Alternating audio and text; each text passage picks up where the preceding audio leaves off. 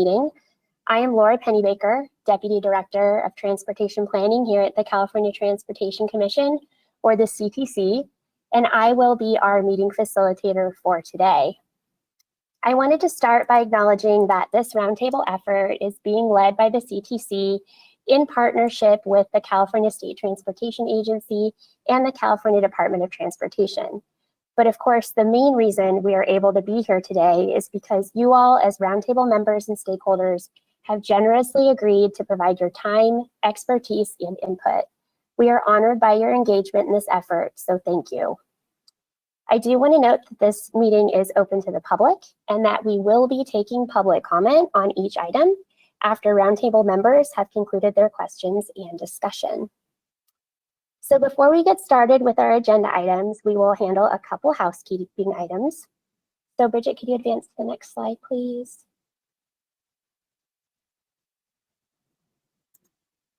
Great, so for this information, I'd like to turn it over to Claudia from our interpretation team to provide information on how to access Spanish interpretation services. Buenas tardes a todos. Los servicios en español, interpretación en español va a estar disponible en vivo. Solamente necesitan llamar al número telefónico 1-844-460-1325. De nuevo, 844-460-1325. Muchas gracias. Thank you. Okay, next slide, please. Great, and then now I'd like to kick it over to Alika Changizi on our CTC team to cover some tips on making public comments today. Thank you, Laura. Good afternoon, everyone. During this roundtable meeting, should participants have questions or comments pertaining to the items on the agenda, there are two options to do so. Using the Questions tab, type in the agenda item number you are commenting on along with your comment. Commission staff will then read the comment on your behalf. Alternately, you may click on the hand icon to indicate you wish to make a comment. You will then be unmuted and called upon to make this comment. Please be sure to state your name and affiliation prior to voicing your remarks.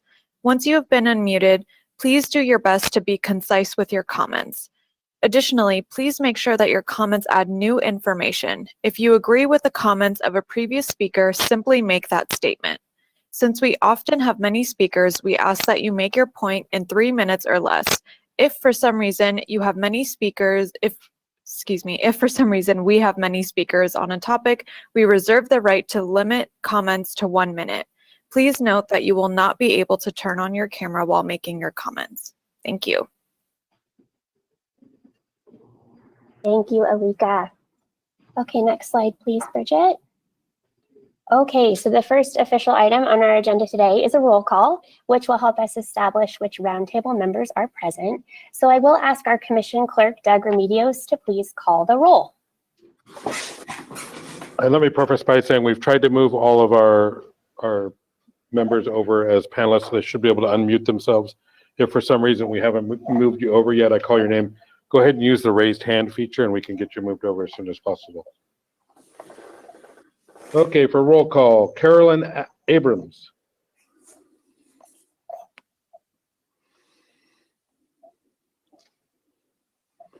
Carolyn, I thought I saw you.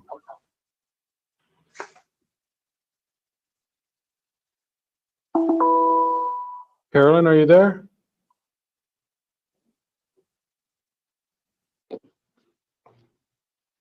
I see you. It looks like you're unmuted. I'm not sure why we can't hear you. Ruby Acevedo. I'm on. Thank you. Jacob Bubota.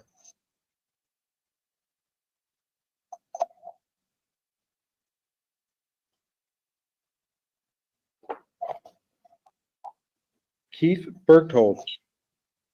Here, Keith Bergthold, Fresno Metro Ministry. Thank you. Thank you. Tamika Butler. Happily present. Thank you. Rodney Fong.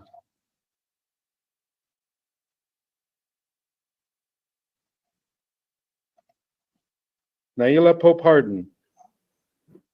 Present and ready. Thank you, Naila. Jasmine Leek. Present. Thank you. Lina Moran Acevedo. Hello, present. Thank you. Rio Osas.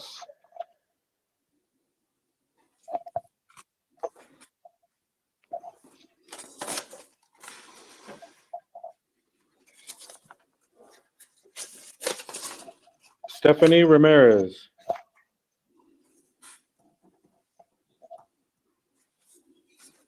Stephanie, I just saw you and moved you over. You should be able to unmute yourself. Stephanie? I'm going to mark you as here because I saw your name. Russell Rawlins.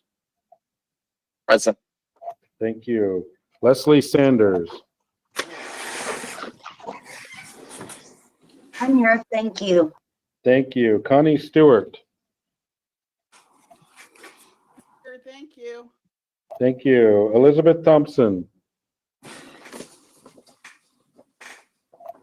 Elizabeth, we see that you're on, but looks like you're still having problems connecting to audio. We'll mark you as present. We'll keep working with you to get your audio connected. Yvette Torres.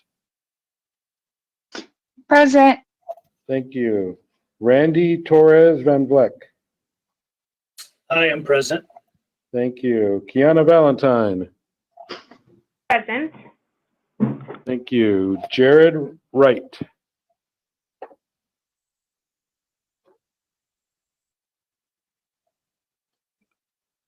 Jared? It's Gerard, but I don't think he can make it today. I'm sorry about that. Thank you. Mhm. That's our roll call. Thank you very much. Great, Doug. Thank you so much. Fantastic turnout. So now we'd like to move into opening remarks, and I will ask our commission chair, Hillary Norton, to get us started. Thank you very much. Good afternoon, Roundtable members, fellow commissioners, Secretary Kim and Jeannie Ward-Waller from representing Caltrans, and members of the public.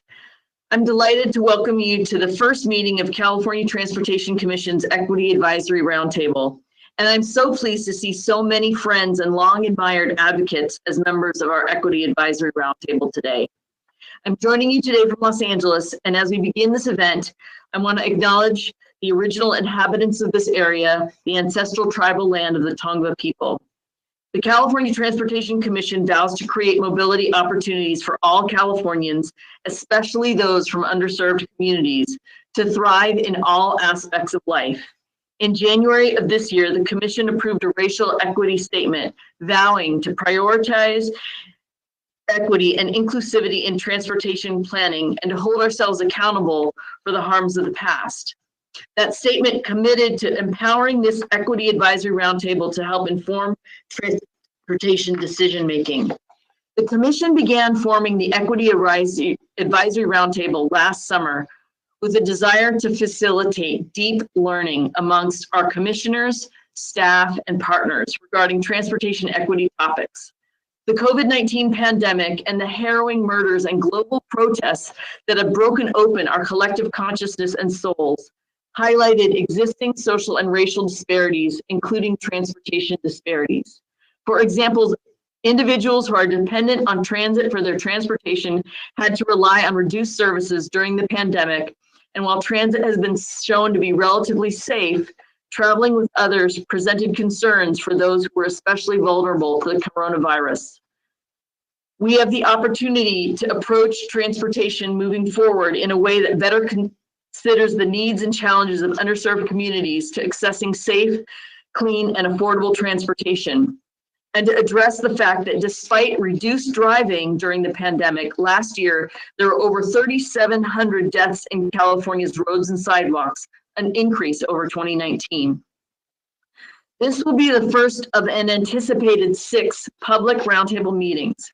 Today, we will feature robust conversations on the discussion draft charter for the roundtable, as well as public engagement regarding best practices to help inform our public meetings and guidelines. As California state government works to center equity in our policies and programs, I'm encouraged that federal government has also identified equity as a priority in policy matters. Some examples of this include conducting equity assessments in federal agencies, engaging with members of underserved communities, advancing fair housing by redressing our nation's and the federal government's history of discriminatory housing practices and policies, and reaffirming the federal government's commitment to tribal sovereignty and consultation. I want to take a moment now to welcome Charles Mason. Charles is joining CTC staff to help support our work related to equity and public engagement. Charles, great to see you. Well, thank you for welcoming me. I look forward to joining everyone next month when I come on officially. Good to Fantastic. see a few old friends there and neighbors. It's great to have you on board, Charles. All right, And I'm thank you. looking forward to the presentations and discussions this meeting will bring forward. I want to thank our roundtable members for lending their time and expertise to help us change our mobility system to ensure equity and equitable access for all. I would also like to thank the staff at the California Transportation Commission for working hard to coordinate this important effort to guide our equity work, as well as staff from the California State Transportation Agency and Caltrans, who will be participating today.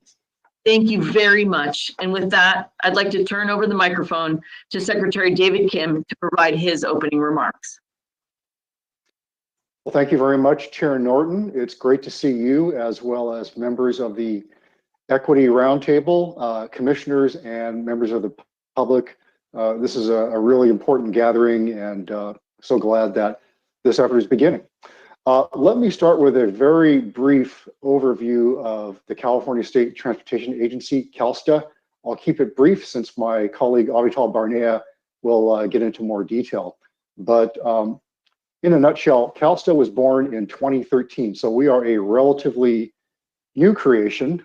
There was a significant government reorganization done in 2013. Before that, we were called the Business Transportation and Housing Agency, since repurposed as Calsta. The idea was to place all transportation-related entities under the same agency, including the CTC. And our overall purpose is to bring cabinet-level attention and focus to all of the important policy challenges facing the nation's largest and most complex transportation system. And our job, very simply, is to make sure that the mobility needs of individuals as well as society at large can thrive in a healthy, safe, and productive manner. That's what we try to do each and every day. Now, with respect to equity and the purpose of today's meeting, some people might think of transportation primarily in terms of rolling stock, bridges, and other physical forms of infrastructure, but I consider transportation systems to be about people. Last year in June, following the murder of George Floyd, and we all recognize the verdict from yesterday, less than 24 hours ago, that the officer who perpetrated the murder was convicted on all counts. So last summer, after the George Floyd incident, I released a statement on racial equity, justice, and inclusion in transportation. And in that statement, we say that Calsta strongly condemns systemic racism. And we also acknowledge the fact that many transportation decisions of the past had a devastating impact on communities of color. We have a responsibility to own up to that. And we go on to say in that statement that if we truly want to enhance quality of life, we need to make sure transportation systems are designed and delivered in a way that will provide equitable and safe access to opportunity, especially for people of color and disadvantaged communities. And we are going to be part of the solution. Now, our statement was very well received, but we also know that actions speak louder than words. It's on us to back it up with action. We're doing that right now, and thanks to all of you and your support, we're making progress. And I believe we're going to eventually get to the point where just about everything we do is done through an equity lens. And that means fully integrating equity, justice, and inclusion when it comes to transportation planning, decision-making, and project delivery. And that's exactly what brings us here today for this important conversation. And as we continue this dialogue, let's make sure we keep our focus on inclusion and coordination, and that we hear from a diverse range of stakeholders, all of you and others. And let's never lose sight that transportation systems are all about people. And so with that, thank you so much for your help in providing direction, advice, and expertise as we endeavor to integrate equity into all of our efforts at Calsta and the CTC and Caltrans. Thanks so much. And Madam Chair, I'll turn it back over to you. Thank you, Secretary Kim. I would like to next introduce Jeannie Ward-Waller from Caltrans to make her opening remarks. Good afternoon, everyone. Director Tokes Omishakin was planning to be here. He unfortunately had to have some dental work this morning, so he sends his regrets. I'm here as a stand-in for him, and we'll try to do it justice. I know I'm not as good as the director, but he did want me to just share some thoughts. This roundtable and CTC convening this group is really important to all of us. So Caltrans as well just appreciates the opportunity to be here to participate in dialogue with all of you, hear your input to us. And I know today is going to be a great meeting. I will be sticking around for the whole meeting, and you'll hear from me again later about some of the specific work we're doing in our new Office of Race and Equity that we will be engaging with you on over the time, over these 6 sessions that Chair Norton talked about. But I just wanted to, from a high level, I think you all know kind of the basics of who Caltrans is. We're a large agency, 21,000 people, owner and operator of the state highway system. We've got staff out in our 12 district offices around the state who, if you've interacted much with Caltrans at the project level, you've probably interacted with our folks out there in the district. I sit in headquarters and oversee our planning and modal programs, which includes our transportation planning program and rail and transit, local assistance, and a couple of others, including our recently created, just in August of last year, new Office of Race and Equity.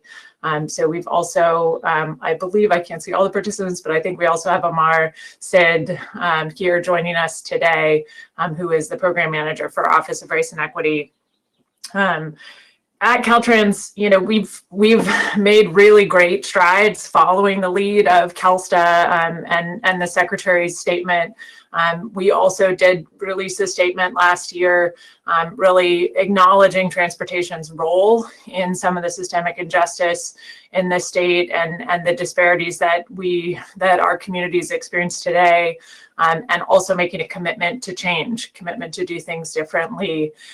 Specifically, Tokes, talks a lot about the 4 Ps. So our statement, makes commitment in 4 different areas. And so I'll just explain what those are. The first P is people. That's really a focus on our team, our staff at Caltrans, making sure that we're changing our practices in recruitment, hiring, promotion, and our policies and practices so that our staff, the people doing this work at Caltrans, really are reflective of the communities we serve and bring that perspective to their work. So that's where it's got to start, of course, internally, kind of getting our house in order.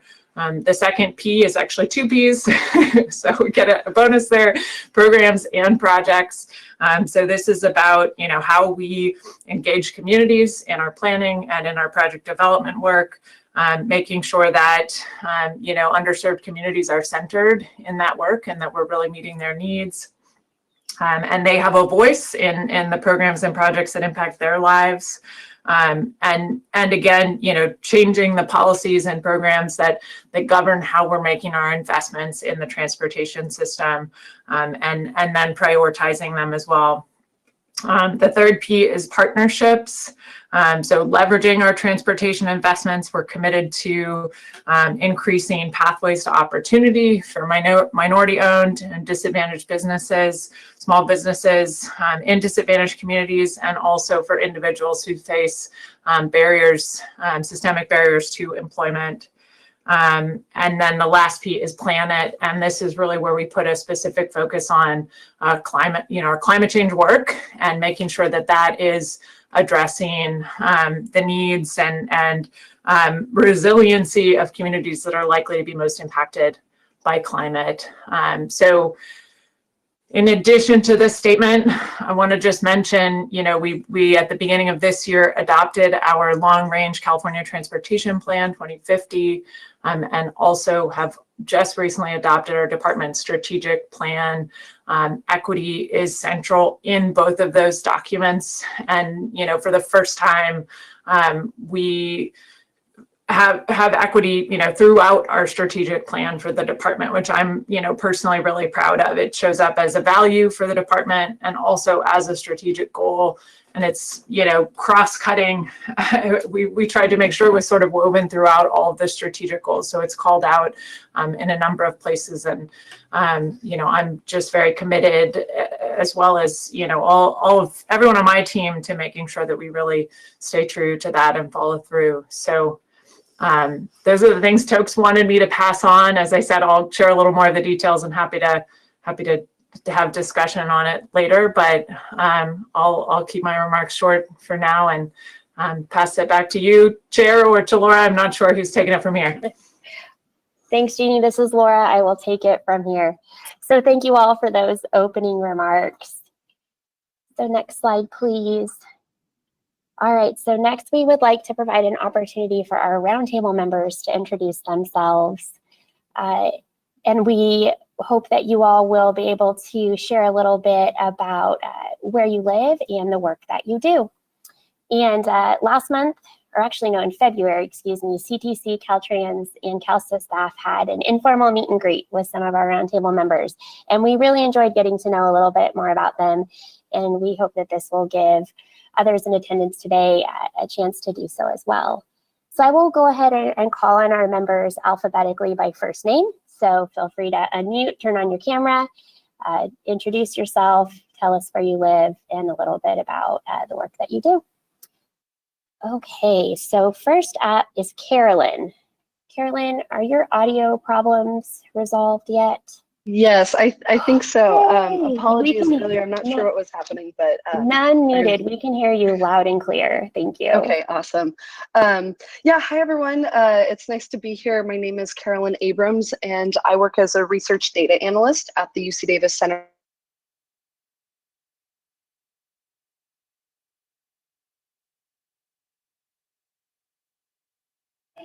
So it appears that we have lost Carolyn's audio feed. Okay, so we believe it is her internet connection. So we will circle back to Carolyn. Next up, we have Connie.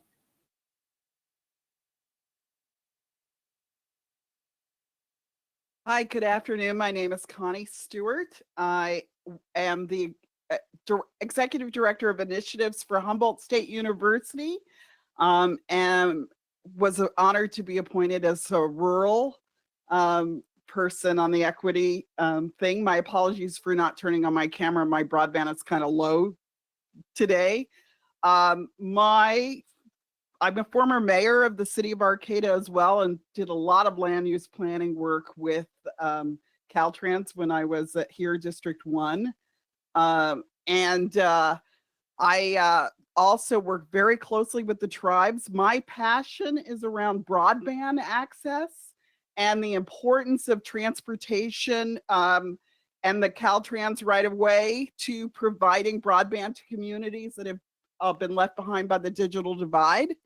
Also, we suffer in our rural region from unstable roads because of geology. Many of the times it's our minority communities that get cut off and have access issues as well. So I'm excited to be here, and thank you very much for the opportunity. Thank you, Connie. Let's circle back to Carolyn. Carolyn, we believe we lost you earlier. Can you try and chime in again? Oh, no. Oh goodness. Okay. Can you hear me okay? We can, yes. Okay. Okay, sorry to all, I'm not sure what you guys heard. I'll just repeat myself. Carolyn Abrams, I'm with the UC Davis Center for Regional Change. I've been with the center for about 5.5 years now. I primarily work in policy-oriented research, dealing with urban planning and equitable land use. So a lot of our projects cover issues of transportation equity, environmental justice, affordable housing, community health and well-being. And our priority is really to use research to inform policies that's conducted in collaboration with community partners, residents, and folks with the lived experience when it comes to these equity issues. So I'm happy to be here, and I appreciate the time. Great, thanks, Carolyn. That came through loud and clear. All of Thank it. you. Okay, up next we have Elizabeth.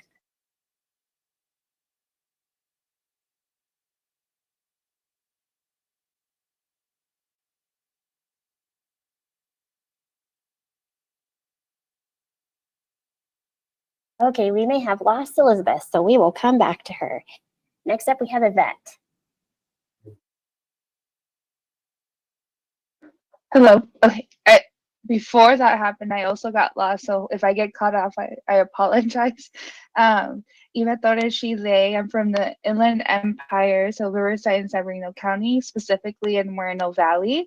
I was previously working on policy with the Center for Community Action and Environmental Justice, but I've transitioned into a new role with the University of California as an assistant specialist or assistant scientist at CSERT, working on a CARB-funded project actually to monitor air and look at the BNSF rail yards for the community. So it's a community project. I'm really excited about that, to be working with community once again, but in a research lens, and as well as continue to advocate locally and regionally with policy through, I would say, not consulting, but working with the local orgs to get regulations like the indirect sources rule, which we're working on in the South Coast region. If folks want to learn more about that transportation and warehousing, we just released a report, and I'd be happy to share with folks on here and others what that report kind of showed. But excited to see and hear everyone else's great wisdom and knowledge on different works and how transportation is really connected to that,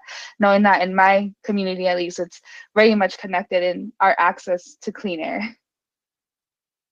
Thank you, Yvette. Please feel free to email us a link or that document and we can share it amongst our members. Okay, next we have Jacob.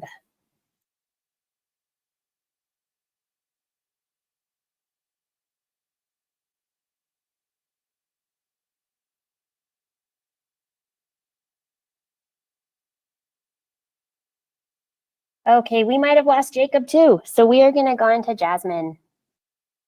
Good afternoon, everyone. My name is Jasmine Leek. I am the managing director at Third City Coalition based in Stockton, California.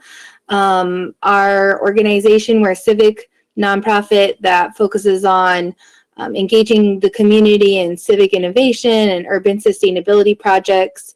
Most recently, we're working with our local San Joaquin Council of Governments on the Sustainable Transportation Equity Project with California Resources Board, and looking forward to kicking off that work. We are the local community engagement partner on that project. So it's great to be with you all, and I look forward to learning from everyone and talking about our agenda later. Thanks. Great, thank you, Jasmine. Next up, we have Keith. Hi there, can you hear me? We can. Excellent. Well, I really appreciate the opportunity to be here with you, and I'm really glad to see Leanne Eager, our representative from Fresno on the commission. I'm with Fresno Metro Ministry, and I think the reason I got invited here was because I used to work for the city of Fresno and basically managed a new general plan update. And then we've taken a lot of the components of that general plan update as they applied to infill and transit systems and transit-oriented development and placemaking. And we created a project called Better Blackstone, and we're now evaluating 500 parcels over a 4-mile stretch of Blackstone, doing placemaking, trying to encourage transit-oriented development, new affordable housing, expanded businesses, new businesses, job creation, all the things that go with that. And it's just a great, very exciting project. It's meant to be totally inclusive and equitable, and trying to get this investment back in the center of Fresno so that, frankly, we don't sprawl quite as much and we serve more of our residents better. Thank you. Thank you, Keith. Next up, we have Kiana. Good afternoon, everyone. Kiana Valentine. I serve as Executive Director for Transportation California, which is a nonpartisan, nonprofit coalition of labor and management organizations that was created in the late 1990s with the primary focus of advocating for sustainable, robust revenue to support our multimodal transportation infrastructure. We've had a hand in Proposition 42 in the early 2000s, the passage of Prop 1B in 2006, the nearly $20 billion transportation infrastructure bond, and then most recently, of course, passage of SB1 and the defeat of Proposition 6 on the 2018 ballot, which sought to repeal that initiative. I live and work out of Sacramento, born and raised in Tracy, and have spent my life commuting up and down Highway 99 and 5, visiting family across the state. And so feel pretty familiar as an individual that has used our surface transportation, personally attempting to use more transit and alternative modes as an adult and work that into my current way of life.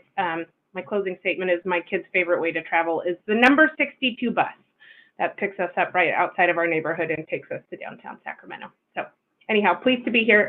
Thanks for letting me introduce myself. Thank you, Kiana. Up next, we have Lena. Buenas tardes a todos. Good afternoon. My name is Lena Morana Cereto, and I'm joining you virtually from Oxnard, which is in Ventura County. It's a pleasure to be here with you today. I have many roles. Among them, I'm the CEO of my company, Bridging Voices, Uniendo Voces, which provides consultation services around issues of diversity, equity, inclusion, justice, accessibility.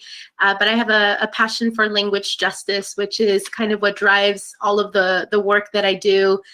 And through that work, I'm really passionate about creating inclusive multilingual spaces where all voices are heard, valued, respected. And in process of change, especially, we need to make sure that we can communicate across differences of language and culture and so many other things. And so I'm grateful to see we have interpreters on the call today.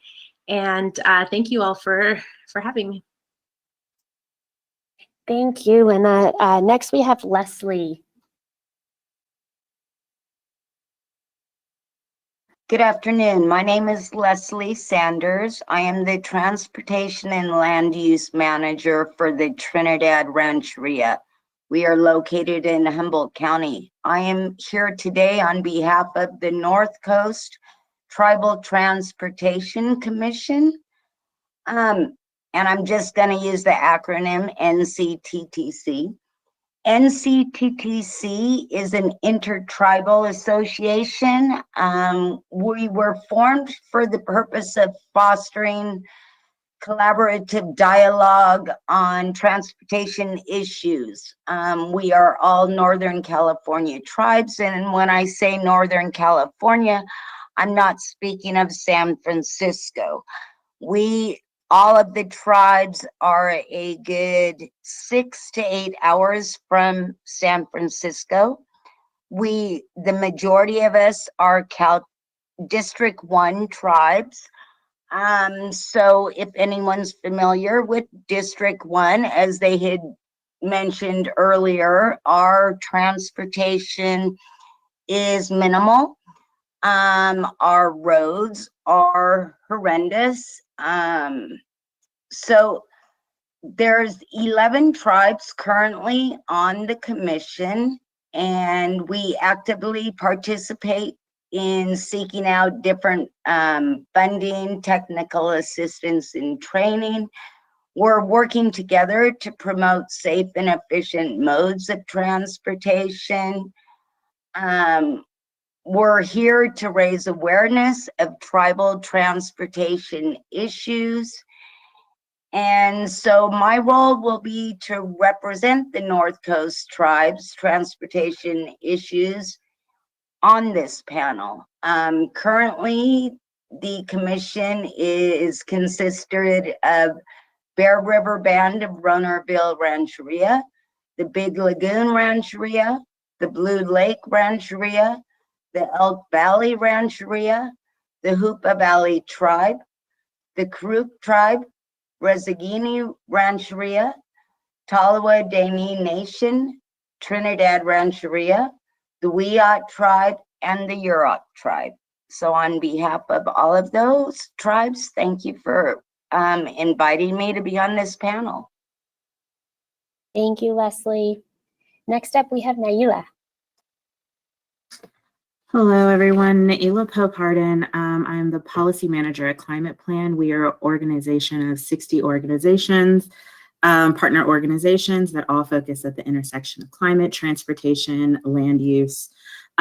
Super excited to be here. We've been working really diligently over the last couple of years to ensure that the CTC and just transportation in general is moving in a more equitable fashion. We have a vision around making sure that as we make these tough decisions and we're reducing our emissions, reaching our climate goals, and making sure that community voices and concerns are at the forefront of some of those bigger decisions that we're making. So super excited to be here. Thank you.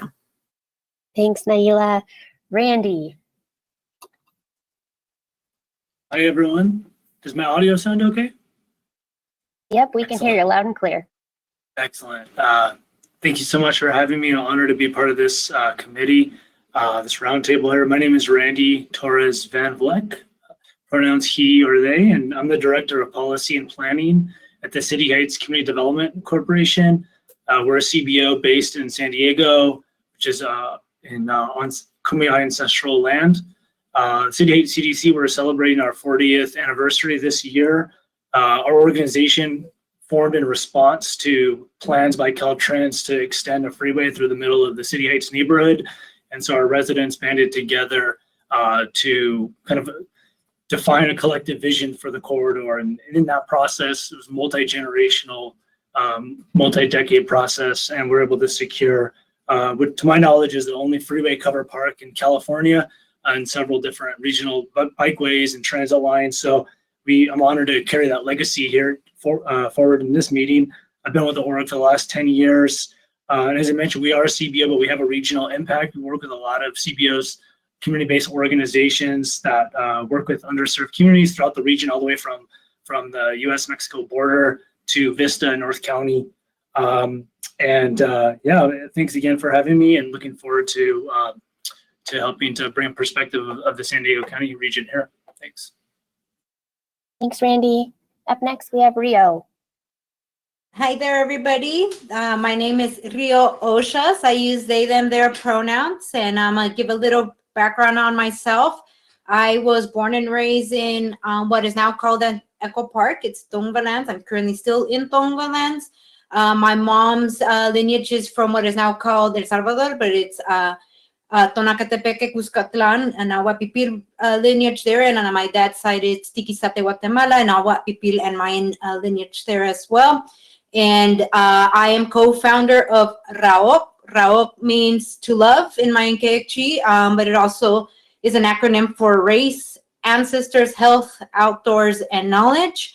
And yeah, I'm really looking forward of working with the Equity Roundtable, and I'm really excited to see so many familiar faces, and then we can get really into the work that needs to get done for the state of California. I really believe we can be a flagship model for it, and a lot of the things that are on my mind is definitely the land use, right? And then the ways that transportation does that, and then the ways we need to become more mindful of designing in a ways that really honor the indigenous tribes throughout all of California and the native flora and fauna, right? And this being the main fabric to sustain all of our relatives that are living here on these lands. So with that, I say thank you. Thank you, Rio. All right, next up we have Ruby.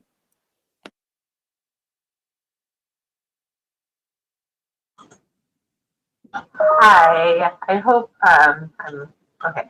Hi, my name is Ruby Acevedo, and I am a staff attorney with Public Advocates. I work on land use issues. I represent tenants in affirmative cases against landlords for habitability violations, and specifically, I also work on community benefits agreements in when with major developers involving the laws of environmental laws such as CEQA.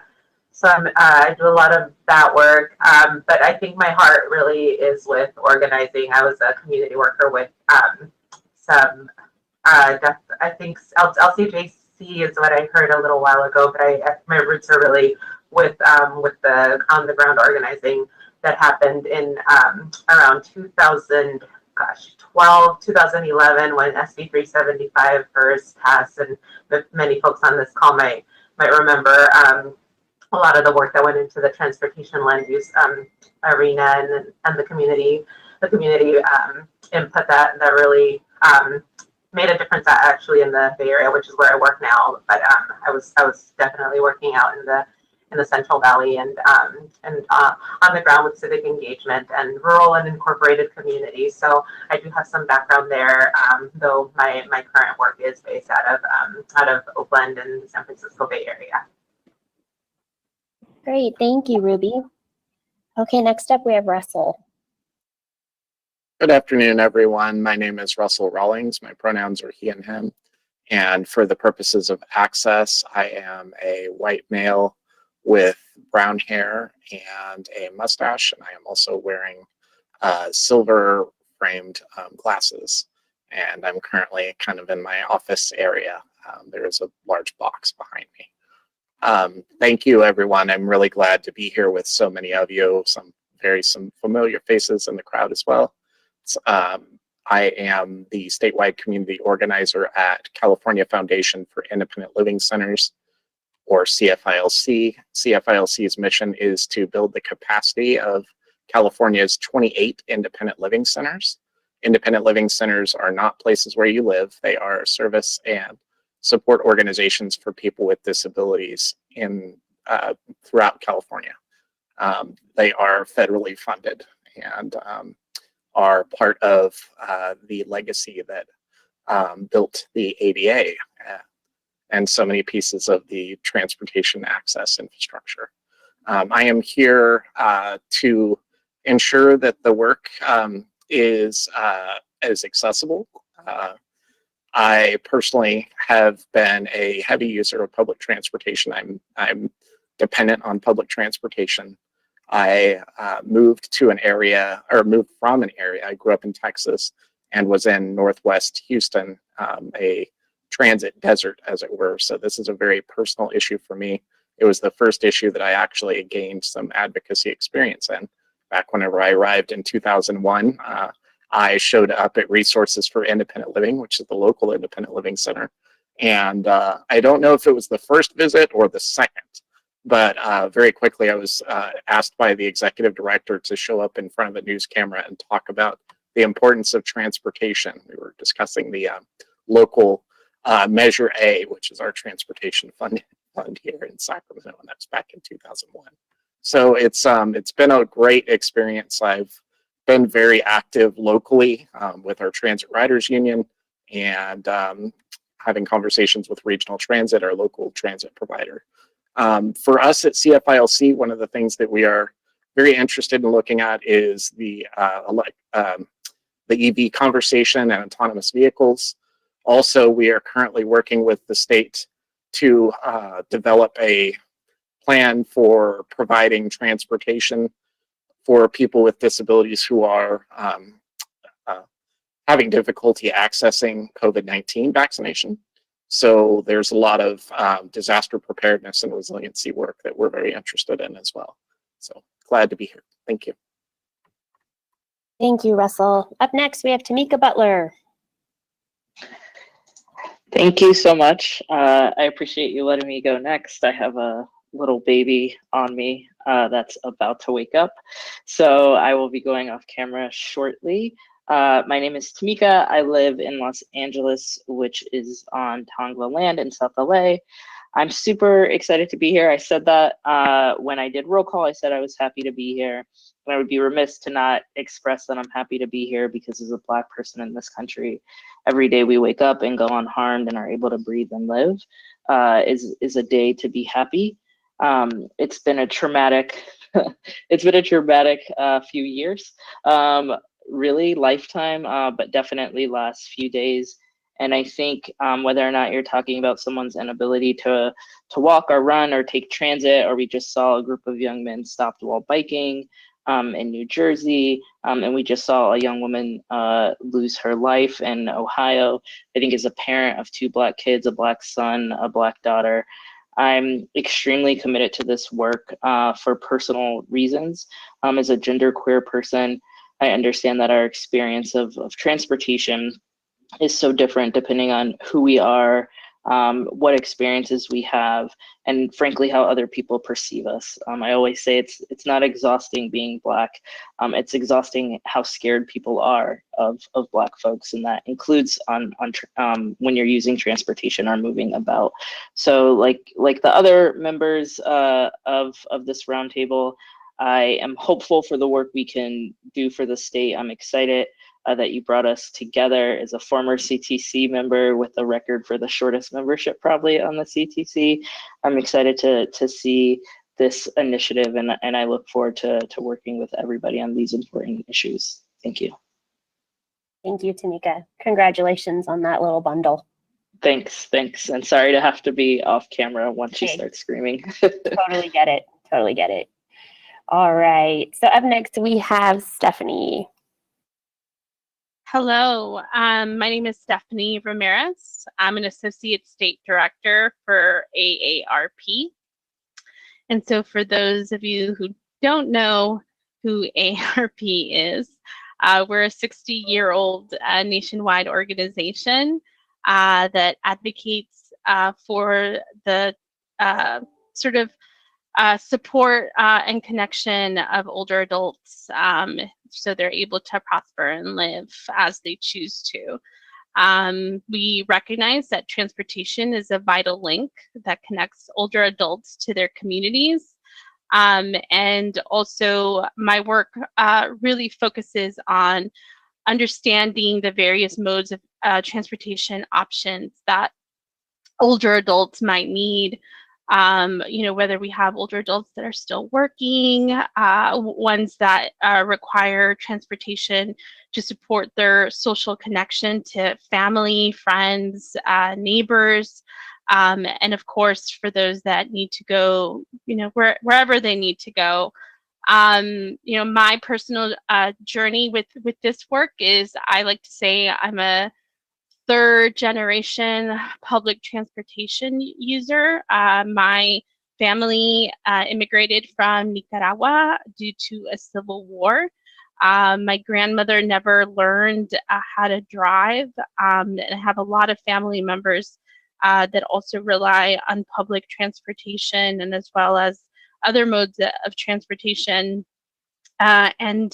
It's sad to say that, through conversations with a lot of my family members and just friends, some of the same fears, whether it's undocumented folks getting on the bus and maybe having this fear that they're never going to come back, that they're never going to see, that's pretty much the same fear that my family had when they came about 50 years ago. And that trauma stays with you. I have particularly seen it, how it triggers, the trauma that we've all have lived through, but others have seen it in different, in different depths with the pandemic, right? And my mother fearing that, again, if she steps out of her house, she might not come back. And so to me, I hope, and I think a lot of people have said the same thing, that where you've assembled a great number of people that have been doing this work for a really long time. There seems to be passion, there seems to be commitment. And so my hope is that, again, when agencies have done this before and we participate in these, that, we have great hours, that all this knowledge is extracted and reviewed and analyzed, and then nothing changes. And I really say that because it almost is like the time where and we've accumulated enough knowledge. I think we know what we need to do. And so I hope that, I think Rio said it best, that we're here to get the job that needs to get done to move California forward. particularly for those that that need the solutions, again, the solutions that come from community members that they themselves already know what they need, that we really bring those up to the forefront of this advisory roundtable. And again, being able to trickle down to the commission and to the larger transportation systems and other institutional systems. So that's it for me. Thank you, Stephanie. We certainly appreciate that perspective, and we hear what you are saying, that in many instances the what and the how of what we need to do, we know what that is, and now it's a matter of figuring out how to do it. So we greatly appreciate all of you sharing about yourselves. It's very clear that the breadth and diversity of perspectives on this roundtable is really impressive, and we just really greatly appreciate all of your time and the fact that you are bringing your lived and professional experience to this group. So for the next item, the state transportation agencies that are engaged with this group are going to share a very high-level presentation sort of on the who and what of each of our agencies, so that we can give our members and other attendees a little bit of context regarding what it is that we do, since that will be important as we develop the scope of work for this group. So Bridget, if you want to queue up the PowerPoint. Okay. So I am going to kick off really quick with a slide that, next slide would be a good thing to say first. I want to kick off really quick with a slide that just lays out the roles that different levels of government play in transportation infrastructure. So the legislature and the governor establish policies, raise revenues, and dedicate funds to various programs in the state budget. It is important to note that they don't, in practice, fund individual projects. The commission, in its role, actually adopts individual projects for funding. We set policies in our program guidelines, things like criteria for selecting projects in competitive programs. We also have requirements for things like timely use of those funds to try and ensure that projects get delivered on time and on budget. And then Caltrans and regional and local agencies are the ones who actually get the funding that is approved by the commission and implement projects. They are the ones that plan, design, and nominate multimodal projects for state funding. It's important to note that the commission itself doesn't do this. We only approve projects that are proposed to us. So wanted to just lay out at a high level those government roles. And with that, I will turn it over to Avital Barnea for her portion of the presentation. Thank you so much, Laura. Hi, everyone. It's a pleasure to be here with you. As Laura said, my name is Avital Barnea, and I'm the Deputy Secretary for Transportation Planning at the California State Transportation Agency, and I also serve as our agency's equity manager, and so that's my main nexus to our purpose here today. You heard from my boss earlier, from Secretary David Kim, and I just want to share a little bit more about what we do at Calsta. As Secretary Kim mentioned, we are a state cabinet level agency, and we are responsible for overseeing the largest and most complex transportation system in the nation. California has 12 seaports. We have tens of thousands of miles of highway, sidewalks. We have dozens and dozens of transit systems, many major airports, and so it's a very complex system. And our mission at Calsta is to develop and coordinate the policies and programs of California's transportation entities to achieve mobility, safety, and air quality objectives from our transportation system. And on the next slide, I'll go into a little bit more how we do that. Thank you. So, as I mentioned, Calsta is a cabinet level agency, and we serve as an umbrella over 8 different departments in the state of California that all have to do with a variety of transportation missions. And so you can see those 8 department logos here. It includes the California Transportation Commission and Caltrans, who we have representatives on this meeting, and the CTC, which is hosting this roundtable. We also oversee the New Motor Vehicle Board, the California High-Speed Rail Authority, the California Highway Patrol, the Department of Motor Vehicles, the Board of Pilot Commissioners, and the Office of Traffic Safety. So there's a very large and diverse group of departments here with a variety of tasks that they oversee, and a staff of 40,000 people once you take all of these 8 departments together. And so that is our mission, to ensure that everything that these departments do are advancing our air quality, safety, and mobility goals. Okay, next slide, please. And as I mentioned, you heard from Secretary Kim earlier, but I just wanted to reiterate that he is really leading us to take equity into account into everything that we do. We're trying to look through everything we do, through our policies and our funding, through an equity lens. As he mentioned, Secretary Kim released a statement on racial equity, justice, and inclusion just a few days after George Floyd was killed, and I wanted to pull out some quotes here so you can see what's contained in that statement. So the statement talks about that far too often past transportation decisions quite literally put up barriers, divided communities, and amplified racial inequities, particularly in our Black and Brown neighborhoods.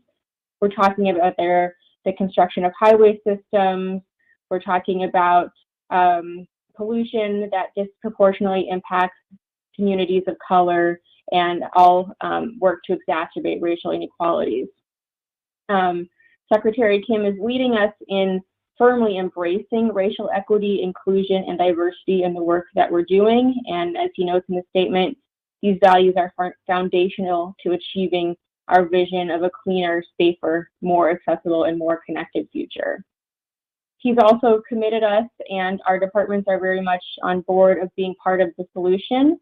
We are promoting policies and programs such as this roundtable to reflect the principles of diversity, equity, and inclusion, and very much looking forward to continuing to work with stakeholders and with all of you to identify these areas for improvement.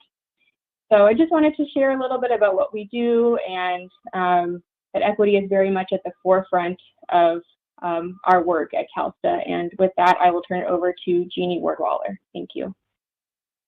Oh, thanks, Avital.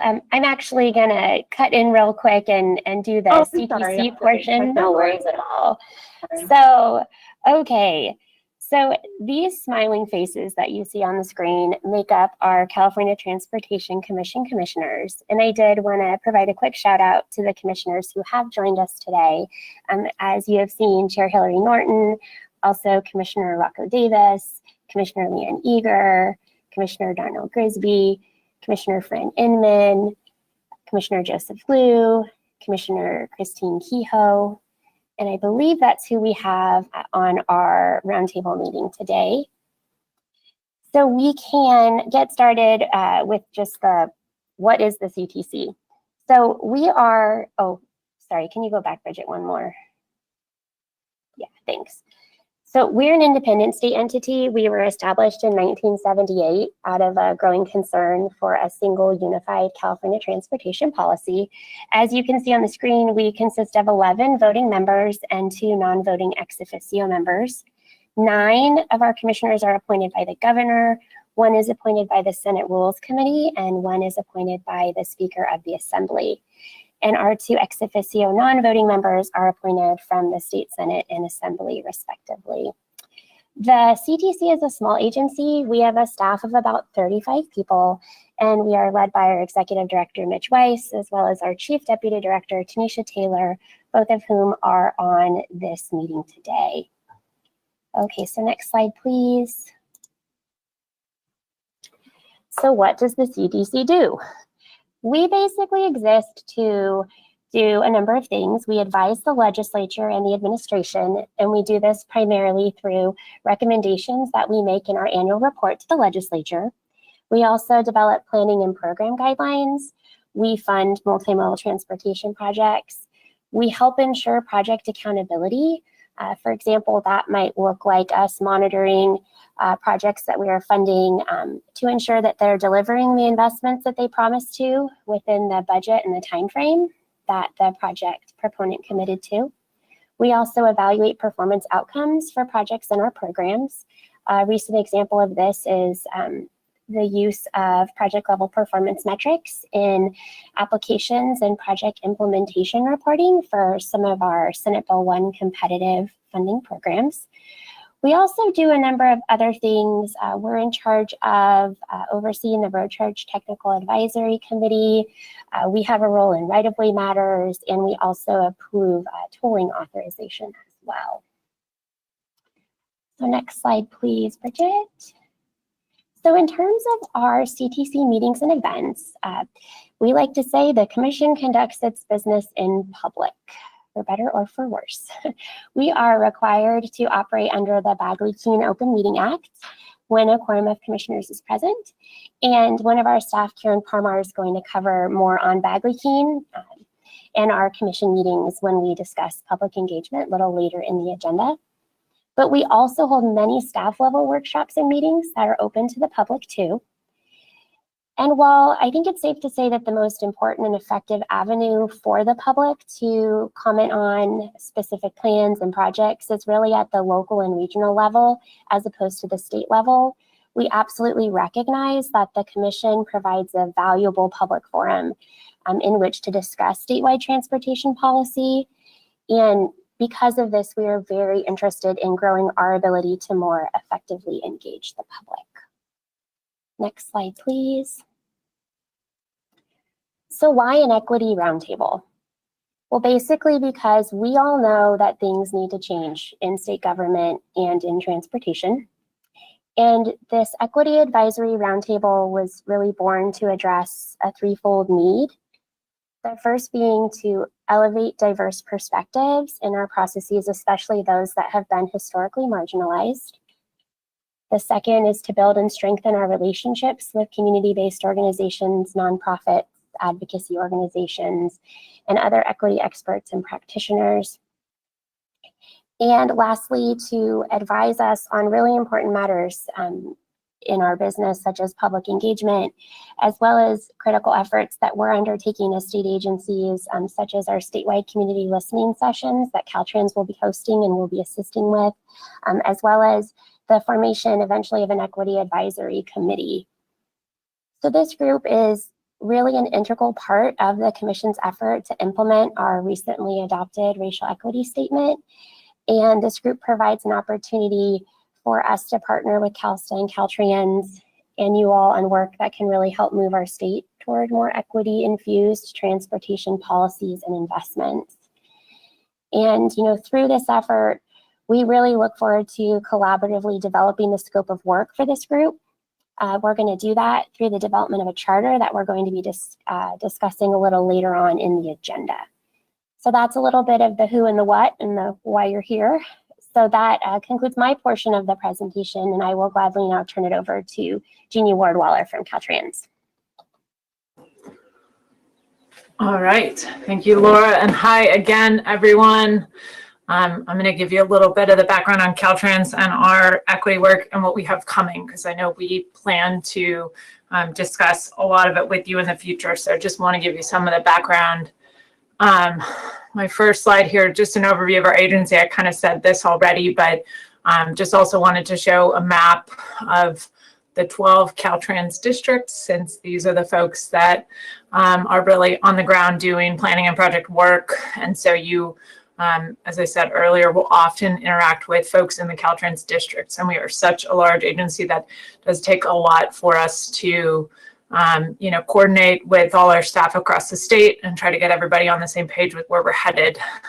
But we're certainly embracing our role as a multimodal transportation agency, and also, really focused on state priorities around climate and justice and, providing people different options and improving quality of life. So I know that's the focus of our discussion today.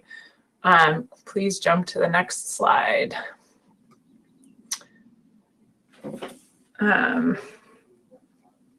I think my next slide just highlights that, highlights my director. There he is. Sorry that Tokes wasn't here with us today. Again, he really sends his apologies. So just want to make sure you know what he looks like. I'm sure you'll see him on a future meeting. He definitely wanted to participate today, but I think his face is numb from dental work. So I'm standing in. Next slide, please. I highlight this. Caltrans participated in GARE in 2018 and 19. GARE is the Government Alliance on Race and Equity. We were part of a cohort of state agencies that were engaged in this training program. I want to share this with you just so that you all know, we've really been doing our homework, trying to get our house in order, thinking about, the internal work. I talked about that a little bit, focused on HR and on our internal policies.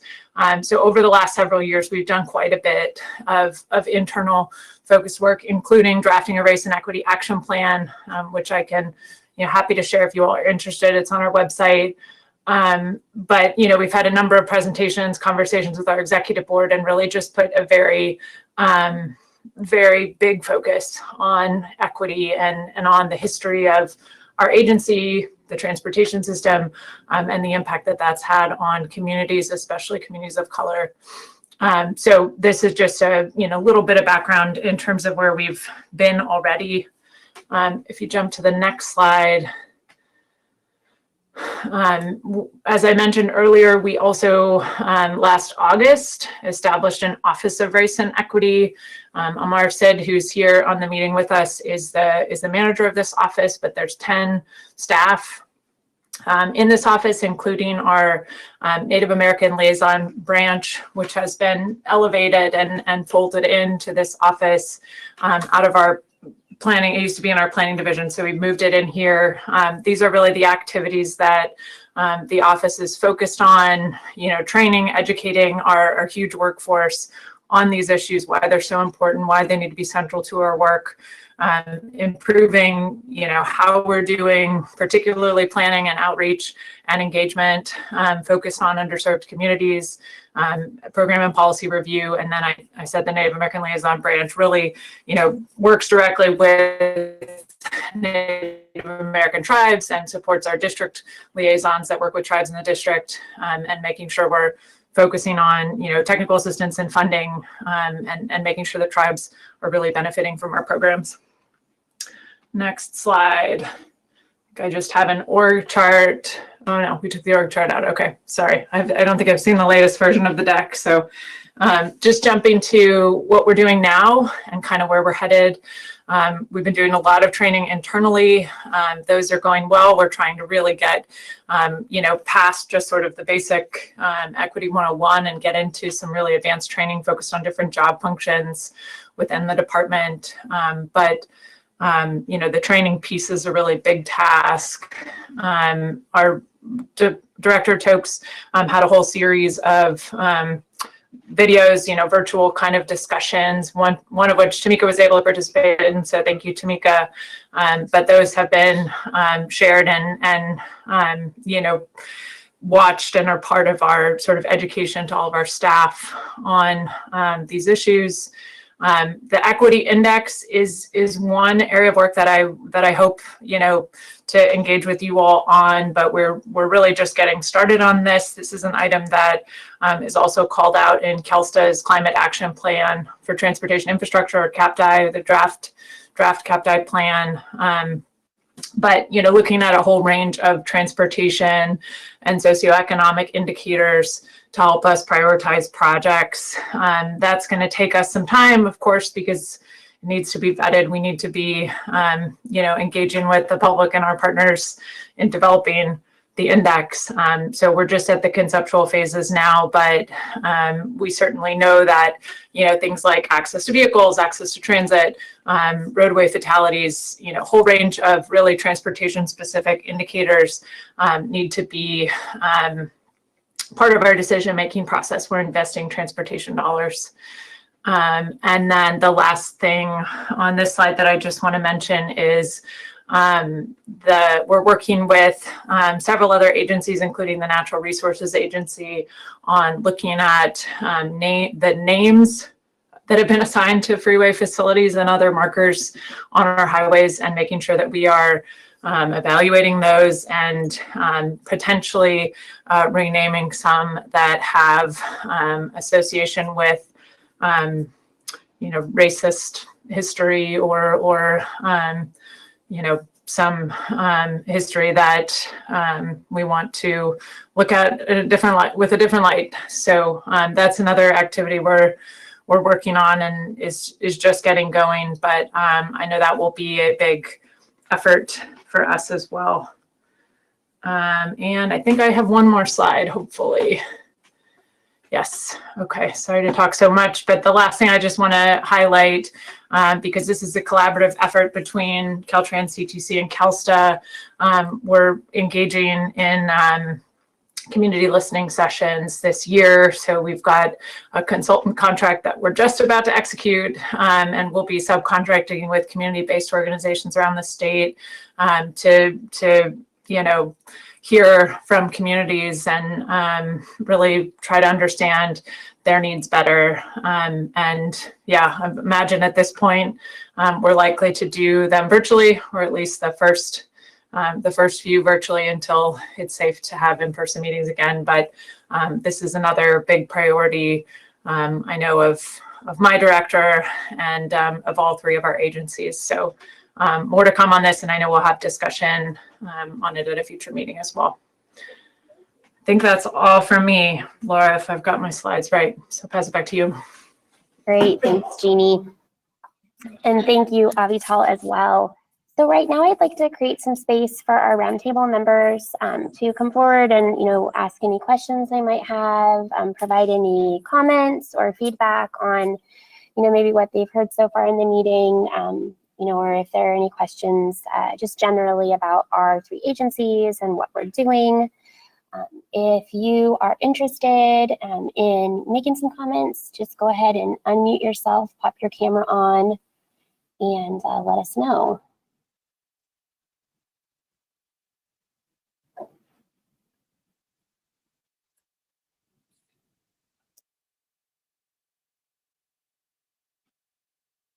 Okay, so I'm just giving it a little bit, but it does not sound like we have any feedback from roundtable members.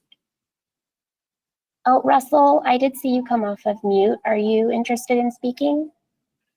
Yes, yeah, I really appreciate the opportunity to just give a little bit of feedback at this point. And admittedly, this is my first time interacting with the commission directly, and really appreciative of this space being created. I just I want to take some time to talk a little bit about the accessibility of this space, and maybe offer that there's some work that can be done, maybe also in looking at the platform choice of GoToMeeting. Zoom has some improved accessibility. Also, I am not sure, I can't tell if there's captioning being provided or ASL translation, but I think that should be a priority as well. Excellent, Russell. We took detailed notes on those suggestions and feedback, and we really appreciate you bringing the accessibility lens to this space. Is there any other roundtable member that wants to make a comment or ask a question?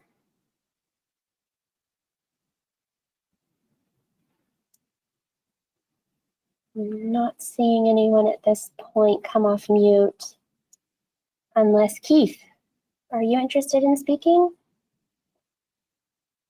And I don't know if this, yes, thank you so much. This may not be the time, but I want to introduce, and I think you all know about this already, there's a continuum of community engagement that I think is sort of a platform for achieving racial equity and justice through our community process. And you've seen the graphs. It starts with just kind of informing people and moves all the way over maybe 5 or 6 boxes to really being peer partners in these processes. And so at some point it'd be great for the committee maybe just to talk about some different models that are platforms for increasing community ownership and leadership in a lot of these kinds of processes and results, I think, and the kind of equity results we're looking for as well. It's an excellent suggestion, Keith. And if you would be so kind as to share the graphic, that would be wonderful. Or I have the graphic too, and I can send them. Oh, awesome. Wait, who is that was just talking? Sorry. I'm sorry, this is Avital from Calsta. Oh, Avital, thank you. That would be fantastic. Just I think it's the same one as Keith, but I'd be curious if it's a different one. Yeah. Okay, great. All right, so last call on this item for any roundtable members. I'm going to see if we have any public comments at this point. And do we have anything coming in from our Spanish feed?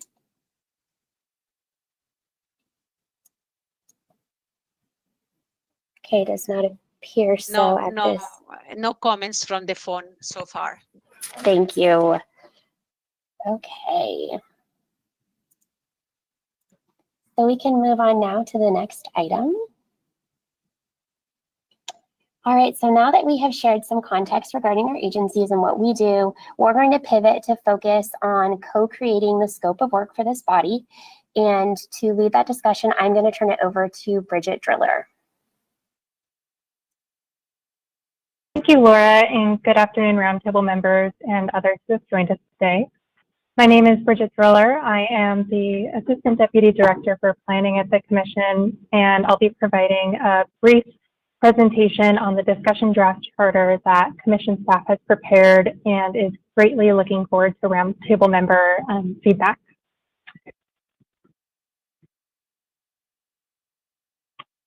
Okay, and before I launch into this presentation, I did want to just give some information for folks who are joining via a computer today.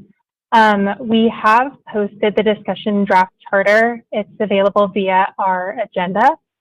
The agenda is included as a handout on this webinar.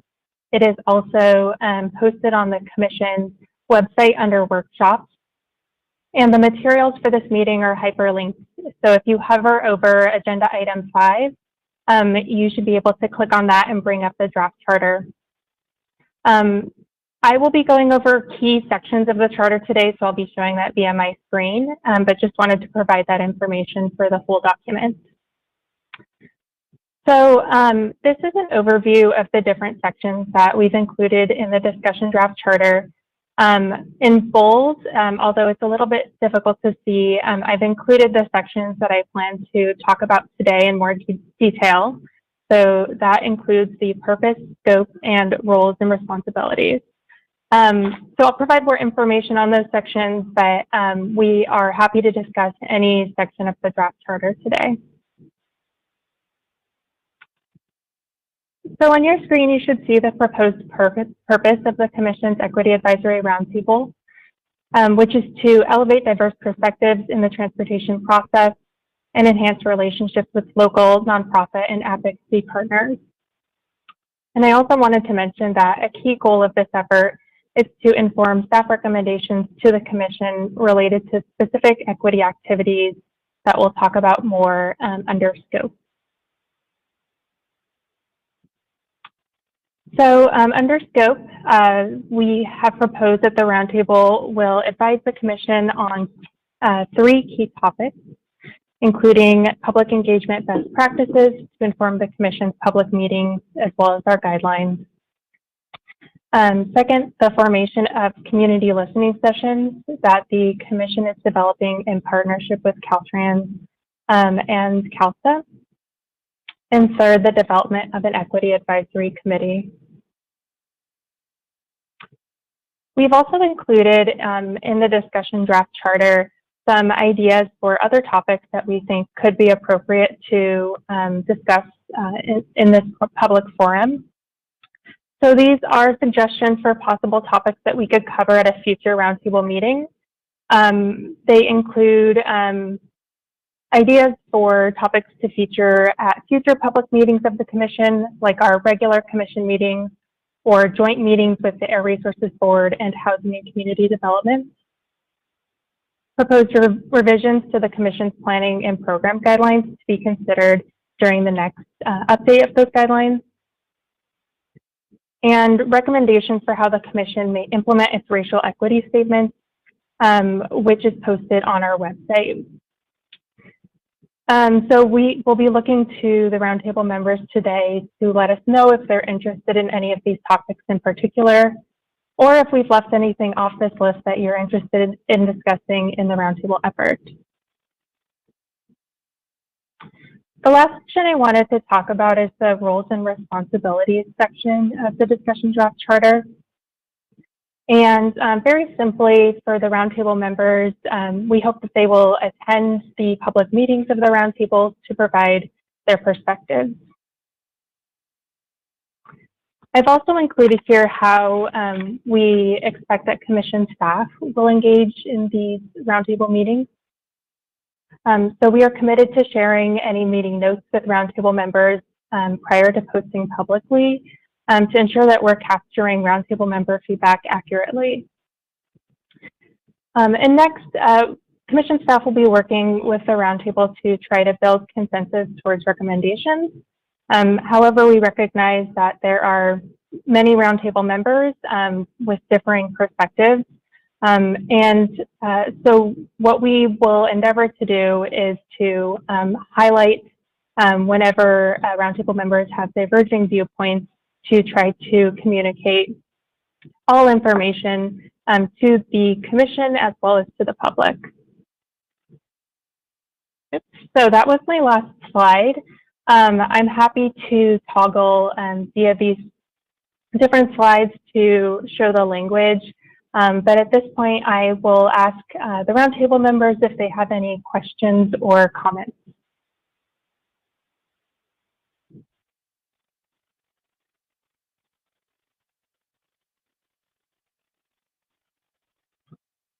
Laura, are you seeing any of the Roundtable members coming off of mute?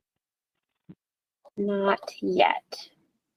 Hi, it's Connie Stewart here. Thank you so much for this document. I appreciate it. I just wanted to say that under topics that are developed, I don't see, we have a lot of rural communities that have multimodal transportation along the Caltrans right of way. They have to walk across the highway, bike on the highway in order to get to folks. So something around safe multimodal, and then also broadband, of course.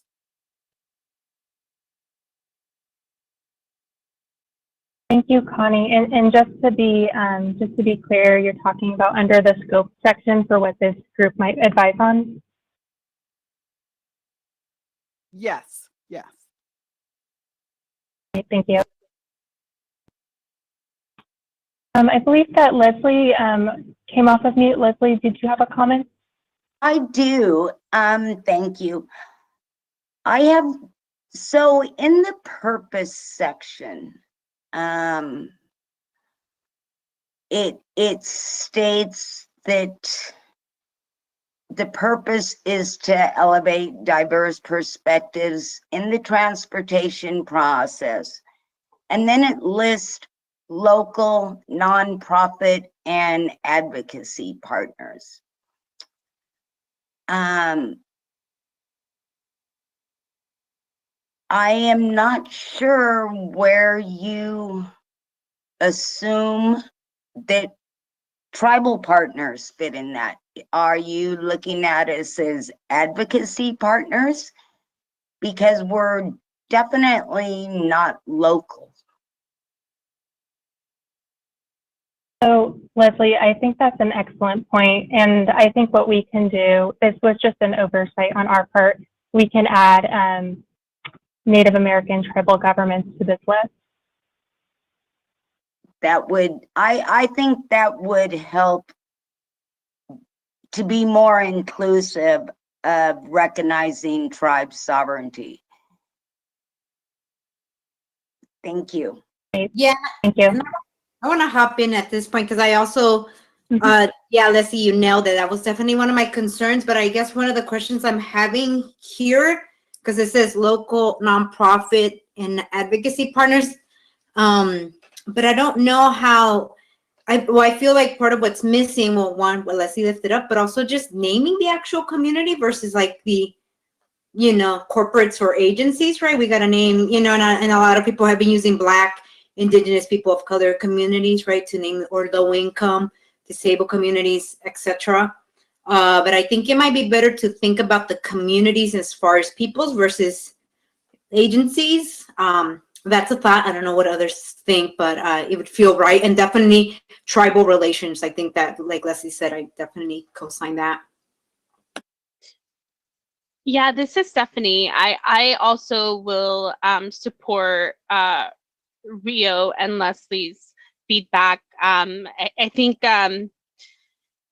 there's an opportunity to hone in on exactly and for some reason for me, like what keeps coming as you were reviewing the document, and again, thank you so much for providing it. I think I'm the type of learner that likes to process information beforehand. Like it actually, I'm not able as like we're going through it. So I think that that's great that there is a commitment from staff to be able to send it before it's made public.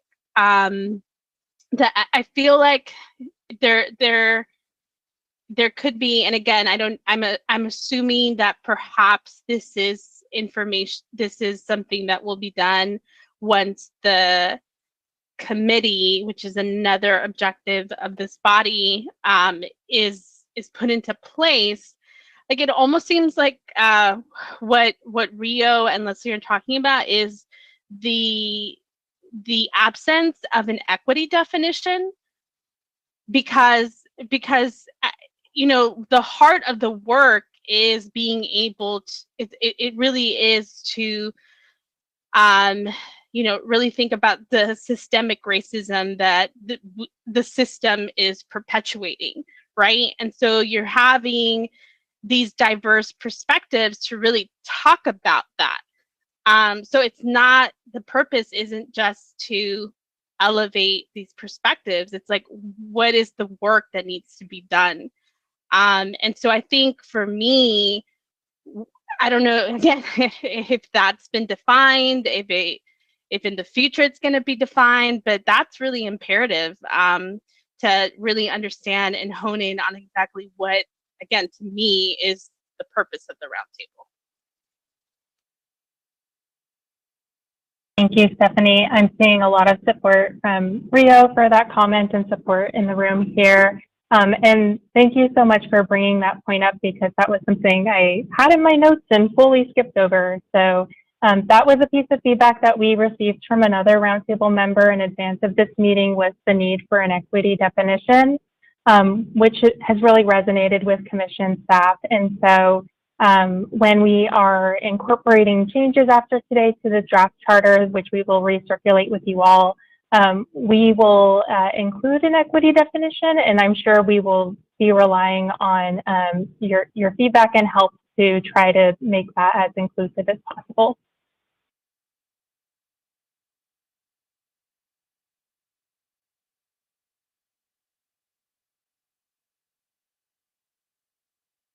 So sorry, Laura, I'll look to you again. Is there any other roundtable member who would like to make comments?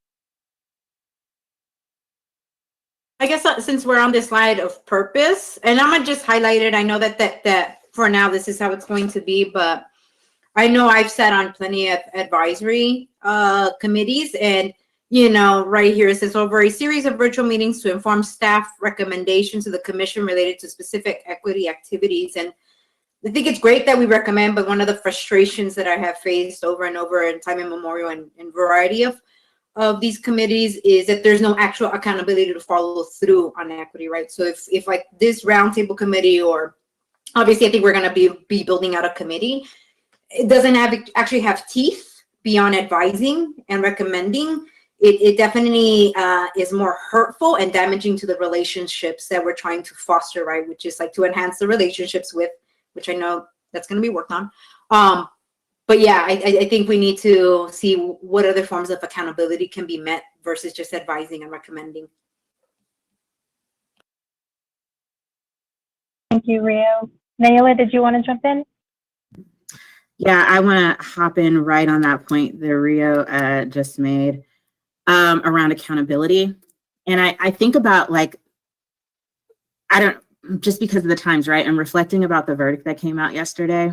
And so a guilty verdict, right? It's like we can make that recommendation, but then what happens afterwards, right? We actually have to be able to do work. That has to be accountability. I think we don't want to waste people's times. I mean, the amount of expert opinions that we have on this panel, it would just be a shame if this becomes a plan or like some pretty recommendation document that does nothing. And so I think we have to build it in at every step, that the intention here is to be able to shift something, because it's not just equity for equity's sake, it's equity so that we can make equitable shifts in the transportation sector. And I just think that needs to be imperative. It needs to be written in. It needs to be implied. We need to sing it from the rooftops that this is not just about recommendations, but it's about implementation and making, results happen.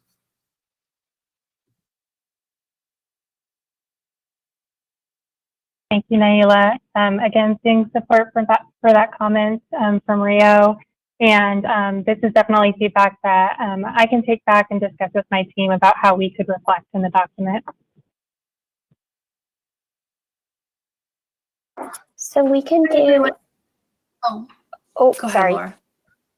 I was just going to say, however, I just, I think for me, in addition to the definition of equity, I think also just the scope and purview of what is specific equity activities. Is that how the CTC makes investments? What kinds of programs that they're investing in? Is that internal operations at the agency itself, which I know you all have already made a commitment to equity internally, but I think just more definition around, what exactly you all are, how we would apply this work. And how we would, and I think Connie's point, how do we measure that over time as well? And what are the metrics that we're using to assess progress? Yeah, thank you, Jasmine. And just to read, Connie put a comment in the chat asking, how is our impact going to be measured over time? And just to circle back to what Jasmine was saying, for the language of specific equity activities, we were thinking those would be what is covered under the scope, but we can also work to make that more explicit in the language so that it's more obvious. Oh, okay. Thank you. I guess this is Connie again. That's part of why I was saying, well, what activities are including and what's the expansion? Because I think that there's definitely a link between the words equity and activity too, as well. So not just a definition of equity, but I think it's the definition of that sentence as well. And if you want to put that into the scope, but then I do think adding some kind of evaluation metric that could be reported on annually, maybe around the 4 Ps, as were discussed, would be helpful. And that if we helped you come up with that structure for evaluation.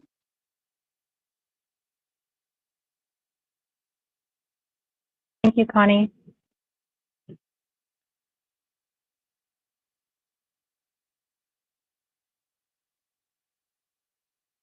All right, were there any other questions or comments from the roundtable members?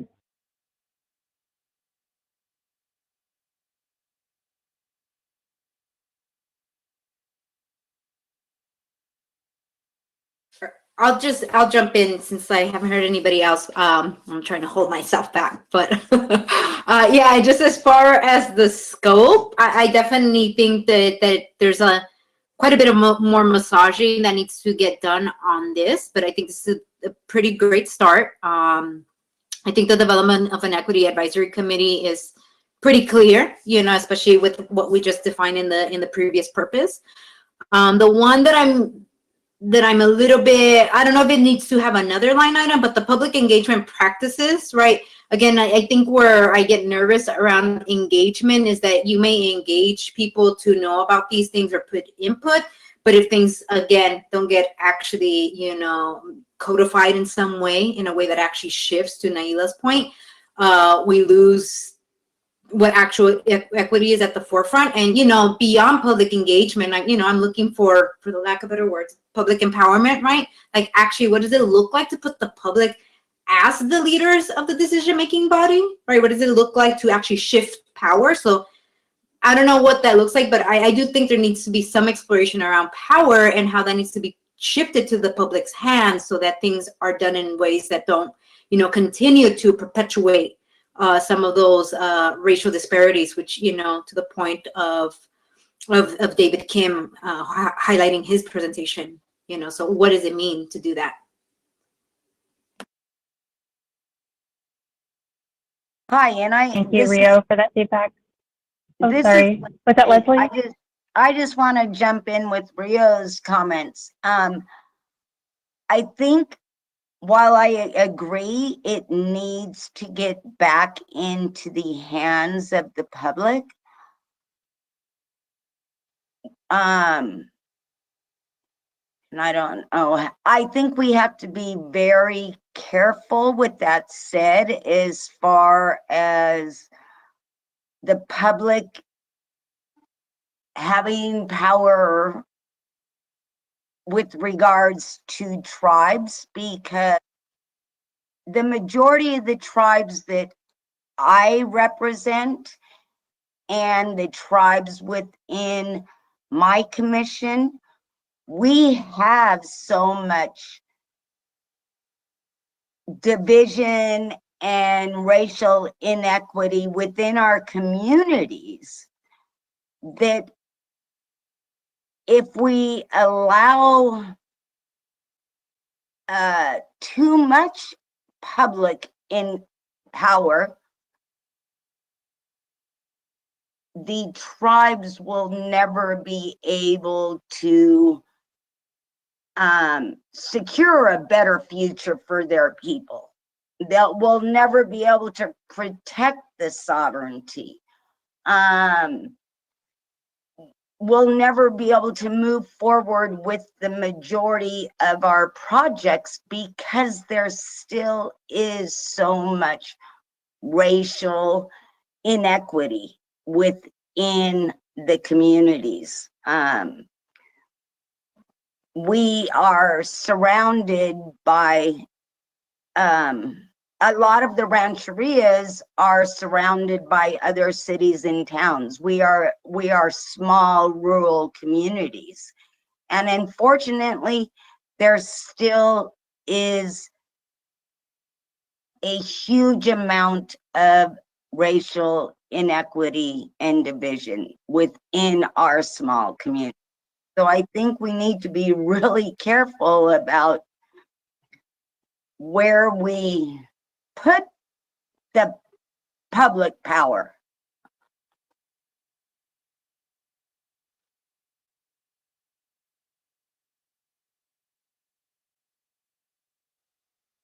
Thank you, Leslie.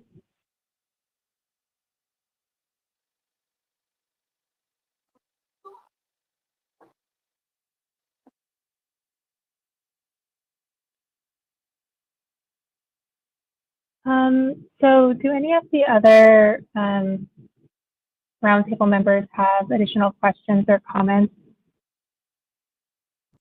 I'm sorry, I was eating and listening very closely to what other folks were saying, and thank you, Leslie, for definitely bringing up the difference, right, and indigenous communities versus and the rural communities versus more of us in the occupied populated areas, and other folks were echoing the need for defined definitions of the communities that we're serving and working with in equity. Along with that, I think it would be helpful to have in a discussion draft charter what the relationship between us as an advisory committee and the commissioners looks like, right? Is it the availability, like what does that communication look like, right? If we recommend something, what does that back and forth look like? I know it says we have the ability to propose for things to be on the agenda, right? And have those recommendations. And so I think that would be really important to kind of define what that really looks like, right? So that we as an advisory committee really know, right, when, for example, what happened this week, right? And want to release a statement on that, or do more than release a statement on that, right? Because we're tired of seeing just statements.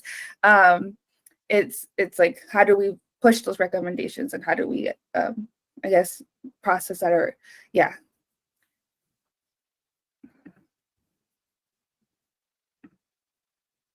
Thank you, Yvette. I think that's a question that we can certainly discuss amongst ourselves and then come back to the roundtable with a response.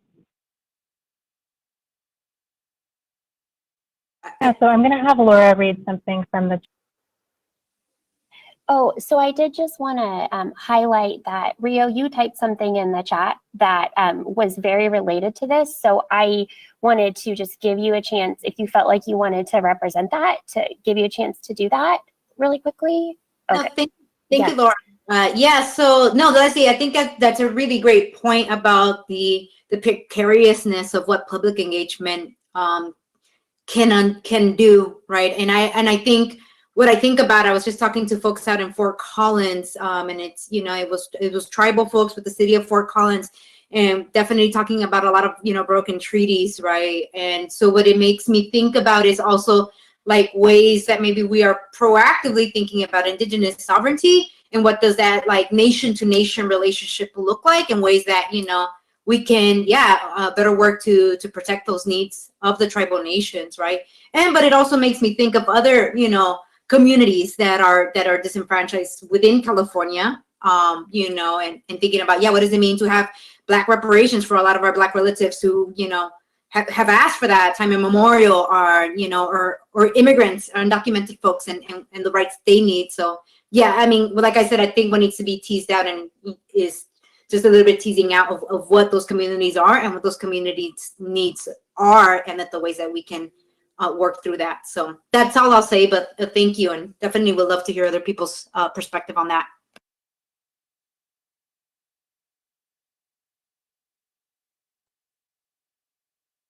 Thank you, Rio. So I'm looking through the list. Were there other questions or comments from the roundtable members before we move to public comments?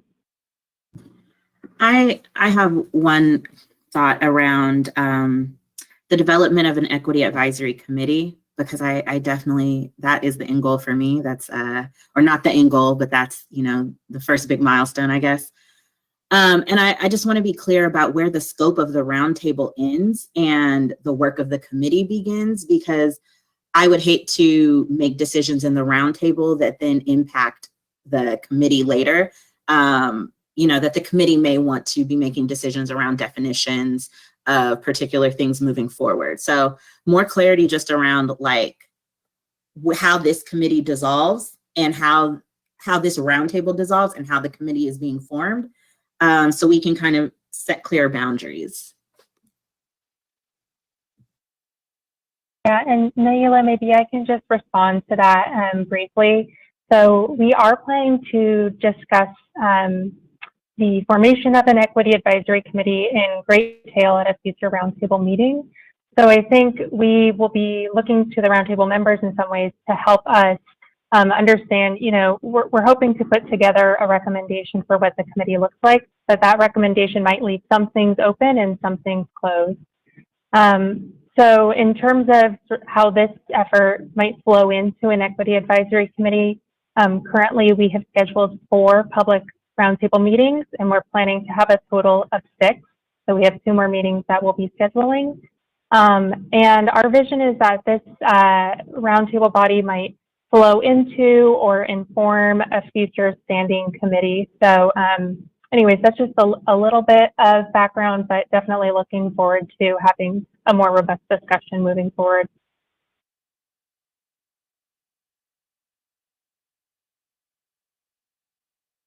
And so I have been seeing some stuff in the chat I haven't caught up yet. I'm going to throw it over to Laura if there's anything that we should be highlighting? You know, I think I would just want to echo that roundtable members were concurring with Naila's comments. And I did want to read really quickly a comment that just came in a minute ago from Commissioner Joe Liu. So he says, I apologize for having to miss the rest of this meeting. The conversation is very interesting and constructive. He has to moderate a panel in a few minutes on environmental justice and climate policy. His only recommendation at this point would be to consider adding to the scope, getting advice on near-term equity actions that the commission could take immediately, things that he's characterizing as no-brainers, such as providing transportation equity advocates an opportunity to update the commission during the policy updates of each meeting. So I wanted to read that for everyone's benefit. We will note that suggestion, and we thank Commissioner Liu for his attendance up to this point, and good luck moderating your panel.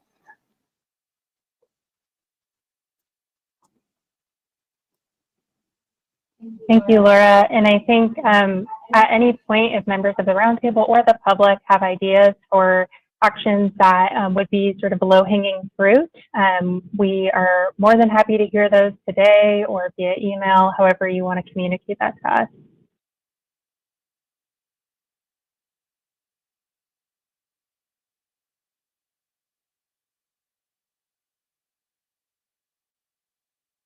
Okay. Were there additional questions or comments from the roundtable members?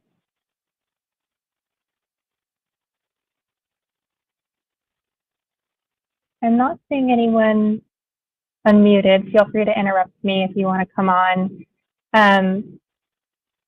Before I move to, well, actually, I'll go ahead and move to public comment. So I'm going to give it to Laura to read any public comments. Thank you, Bridget. We did actually receive one comment or question from Julia Jordan, and this states, how will the roundtable inform ongoing conversations about the importance of centering racial and social justice in the pursuit of climate justice and transportation, specifically to inform finalization and implementation of CAPTI?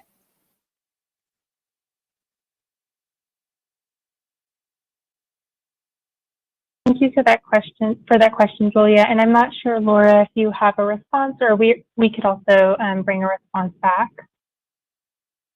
So I will just thank you, Julia, for that question. I think that that is something that our the three agencies that are involved, on this roundtable are thinking a lot about right now.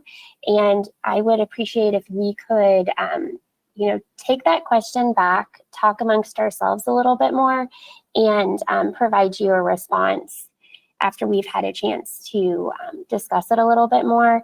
I think that we recognize that it's really important aspect of CAPTI implementation. I think you're referring to the specific strategy that talks about the formation of an equity advisory committee.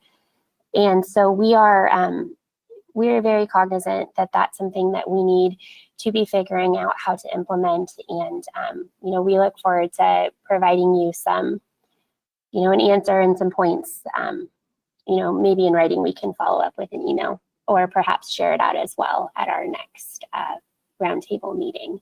So Julia, you have my email. Email me if you want to follow up at all.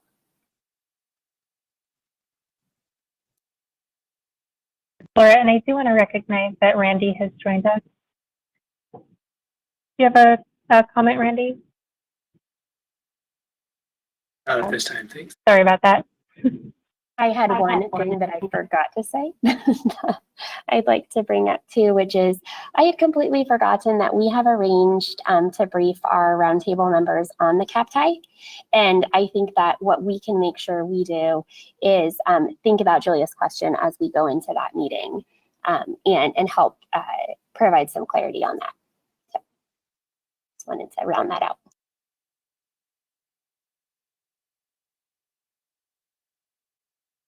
Okay, were there any other public comments? Okay.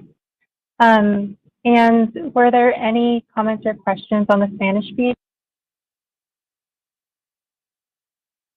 Español, just a second, I'm asking. ¿Hay preguntas o comentarios en la línea en español? No, no questions or comments from the Spanish line. Thank you. All right, any final questions or comments from roundtable members, commissioners, members of the public, or anyone I may have missed?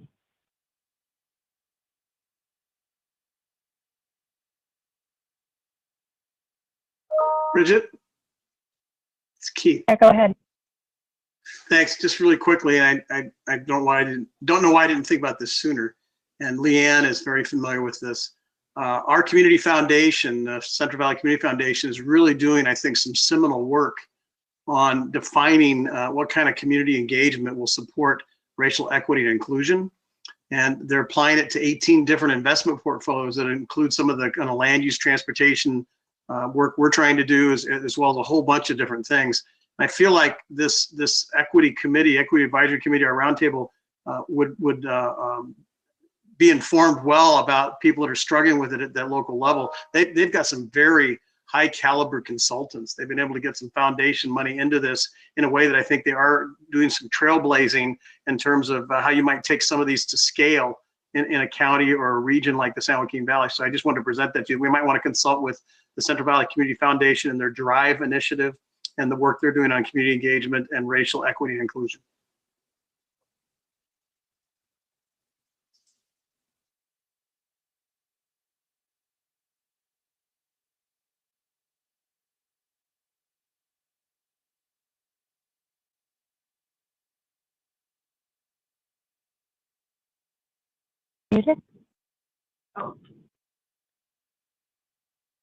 Oh, sorry. All right, some technical difficulties.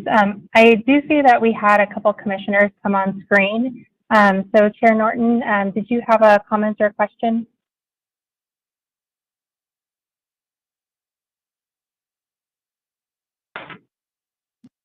I'm gonna let Commissioner Kehoe go first, and then I may have something to add.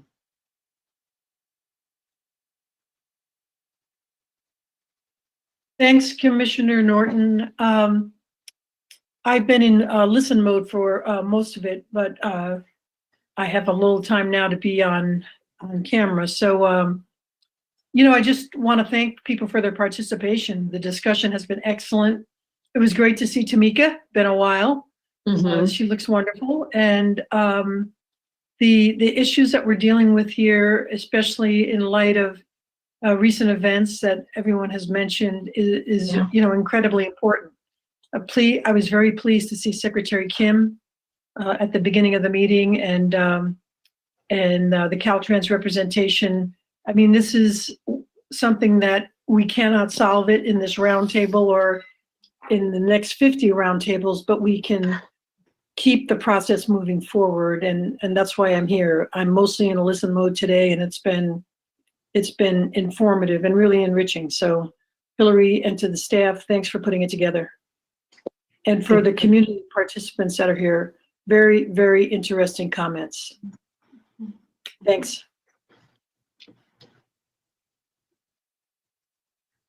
Thank you, Commissioner Kehoe.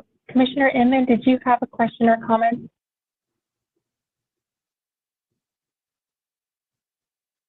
You're on mute. Commissioner Inman, I can't hear you. I wanted to say that I just wanted to say +1 to Commissioner Kehoe's comments. We were very much using our listening mode, and appreciate everybody taking the time to join us today. And I think we can all listen and learn a lot from each other and from the various perspectives and expertise, and we all just have a lot to learn from each other. And I'm thankful of technology. I appreciate the comment about Zoom. I don't know if we're allowed to use Zoom, but I too struggle with my technology here a little bit. And then wanted to pick up on the digital divide discussion as well, and think that maybe that is something we can bubble up quickly to see if there are right-of-way issues. I mean, if there's something that we can get some early successes would be great, as we've all struggled with our technology a little bit here today. So I'd really encourage us to do that as well. And then just look forward to the days when we can all get together. And I realize that this makes bringing people from different geographic areas together easier. So we'll do this some, but there's nothing like the power of really getting to know people and sitting shoulder to shoulder in my book. So I yearn for those days when we can do that. So, but thank you very much, Bridget and Laura, for your coordinating and getting us organized for today. So thank you. Thank you, Commissioner Inman. It looks like we've had a couple of other commissioners join the screen, so I'm going to call on them in the order they popped on my screen. So Commissioner Davis? Yeah, just echo or ditto the Commissioner Keogh's comments. This has already been very interesting, and can tell from the expertise and talent of those that we're going to count on, that there'll be an end product that we can all be proud of. And I think it's been said several times, and something that actually becomes actionable. Not only are we talking about things, but we're actually getting things done. And, you know, we've all got a lot of other things we're doing. And so time is valuable. And so we want to make sure that when we are giving our time and putting our effort into this, that it's useful at the end of the day. So I'm glad to be able to participate. I appreciate everybody's time. You know, CTC staff, as always, the work you do, second to none, and just commend you guys for the way you assist us as commissioners on a day-to-day, week-to-week basis on every issue, and also we know that the work you'll do to marshal this through will be exemplary as always. So it's always good to see everybody, and as Commissioner Eager said, the day that we can certainly all get in the same room will be sort of be almost like Christmas morning, I guess, or something. So anyways, it's good to see everybody, and I appreciate the time. Yeah. Thank you. Next, I'll go to Commissioner Eager.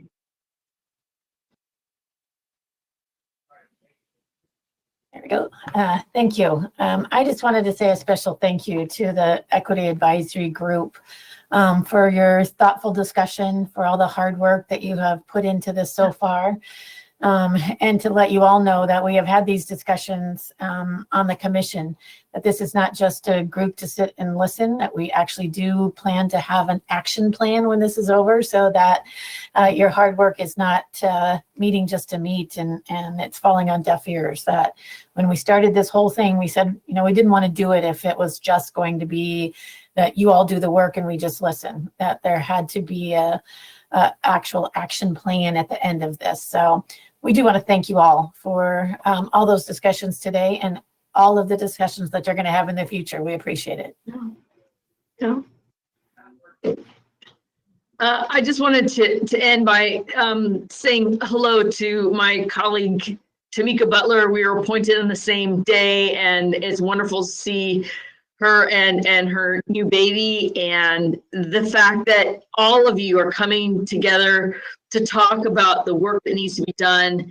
And after this meeting, you're going back to this work 24/7. It's so important that you're taking the time with us. And I wanted to amplify something that Stephanie Ramirez said that I just really thought was profound. And that is that let's not just do this to accumulate knowledge, but to implement change. And I just really want to make sure that everyone on this call and everyone in the roundtable knows that this began because we want to implement change, that that's where the statement is, and that we are so excited to learn from you, listen to you, and then act together. And so I just want to thank you all, and definitely Mitch and Tanisha and Laura and Bridget and everyone who had a part in creating this, and Naila for really shepherding this, because you have been really one of the advocates for the roundtable all the way. And it's a pleasure to continue to get these opportunities to dig deep. Rio as well, to really dig deep into some of these issues that we've talked about for a long time and need change now. So thank you very much. Thank you, Chair Norton. Before we move on to our next item, which is about public engagement, I just want to make sure that I don't miss anyone. If any of the roundtable members have any closing thoughts, please come off of mute now.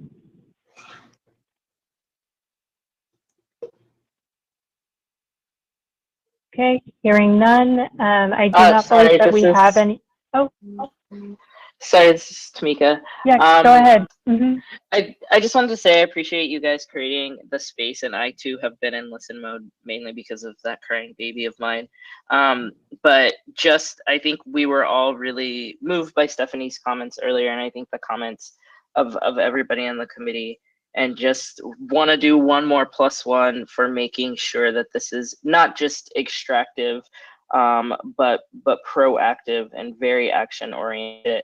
And that we just continue to center the reason that we all do this work for people, to bring people together, to get people to the places and things and resources they need. And I feel every time we have one of these meetings, I feel more confident in the group that you all brought together, that we're the right folks to do the work. So it's, again, defining the work, but then frankly, giving us the space, as Rio and so many others have said, to not waste what you guys have created, because it's amazing, and the potential for impact is huge. So thanks. Yeah. Thank you, Tamika. And I was just notified that we have an additional public comment, so I'm going to throw it over to Alika. Thank you, Bridget. So we do have one person with their hand raised. Jillian, you have been unmuted and you are free to speak. Thank you, Alika. Can you hear me? Yes, we can hear you. Yes. Okay, great. Thank you. My name is Jillian Gazzato. I'm the Planning and Programming Director for the Riverside County Transportation Commission. Thank you to the Roundtable members for committing your time to this critically important work to make our beloved state a more equitable place to live, work, and thrive. Ensuring equity in both transportation planning and programming is not and cannot be done the same way throughout a state as large and geographically and economically diverse as California. Geographically, Riverside County is in Southern California, bordered by Arizona, Imperial, and San Diego counties, San Bernardino County, and Orange and LA counties. Our county is nearly the size of the entire state of New Jersey. We have a racially and ethnically diverse county with 48% of our population being Hispanic or Latino, 37% white, 6% Asian, 6% Black, 0.4% American Indian or Alaska Native, and 3% other. Since 2000, our population has increased 56%. For context, Orange County increased 13% and Los Angeles 8%. Our county offers 10 jobs for every 20 people, while Orange and LA offer 18 and 15 jobs per 20 people, respectively. Suffice it to say, our county is housing rich, but jobs poor. 52% of our residents commute out of the county for work every day. In LA County, only 19% commute out of the county. 1% of our residents take transit, while 6% of Los Angeles residents take transit. Our average salary is 30% less than Orange and LA counties, yet our housing cost share is identical. Our inland region receives 40% of goods that come in through the ports of LA and Long Beach, dirtying our air and congesting our roadways. Our residents crave cleaner air and less congested roadways equally as much as all other Californians. Despite what I sincerely believe to be the best of intentions, the policy path state agencies are heading down promises to continue perpetuating inequities on low-income, disadvantaged, Black, Indigenous, and people of color residents and communities, particularly in inland regions like Riverside County. On behalf of our CTC, I implore the Equity Roundtable to use your voices and encourage individuals you know to do the same to ensure the state does not clean the air and reduce congestion at the expense of the prosperity and time of low-income, disadvantaged, Black, Indigenous, and people of color residents and communities. Thank you so much for your time. Thank you, Jillian, for your comments. It sounds like we have one more public comment. Elise? Thank you, Bridget. We have one more comment from Naomi, and you are now unmuted and free to speak. Thank you very much. My name is Naomi Iwasaki, Senior Director in the Office of Equity and Race at LA Metro. And it is really heartening to see this roundtable being formed as an indication of the CTC's commitment to equity. And I also just really appreciate the space for roundtable members to introduce and share a bit about themselves. I think just the feedback from members in this meeting alone demonstrate the positive impact that the creation of inclusive spaces like this can really make. I'm introducing myself on behalf of our team at LA Metro, which is growing, and with that expanding our capacity to advance equity within our agency and for people across the region. Some of you may be familiar with the LA Metro Equity Platform, which was approved by the board in 2018, and the Equity Platform Framework initiated the formation of our office to find equity-focused communities in LA County and hire the agency's first executive officer of equity and race, Keandra Kyler Dodds. We want to extend our partnership to the roundtable and with the goal of improving equitable outcomes for marginalized and vulnerable communities throughout California. Our state is home to so many diverse and thriving communities, including those that have persisted through historic discrimination and present-day disparities. So it's no easy task to define and measure benefits and burdens across geographic and social differences. And on top of it, we're all slowly emerging out of one of the most difficult years many of us can remember. Our team at LA Metro is open to further support how we can all implement tangible tools that will lead us to more equitable conditions than before the pandemic. We look forward especially to seeing a statewide shared definition of equity and ongoing refinement of metrics and distribution of resources that prioritizes communities shouldering the most burdens. Thank you for your time, for your work, and for a continuing partnership with LA Metro. Thank you for your comments. I believe that concludes public comments, so I'm going to go ahead and give it back to Laura. Thank you, Bridget. So since Tamika reminded us just a minute ago that this work is about people, and we have been sitting here for several hours now, I want to check in on the people and let you all know that we're going to take a 5-minute stretch break. So stretch, move, hydrate, and we will reconvene. Let's just go ahead and say 3:15, so it's even.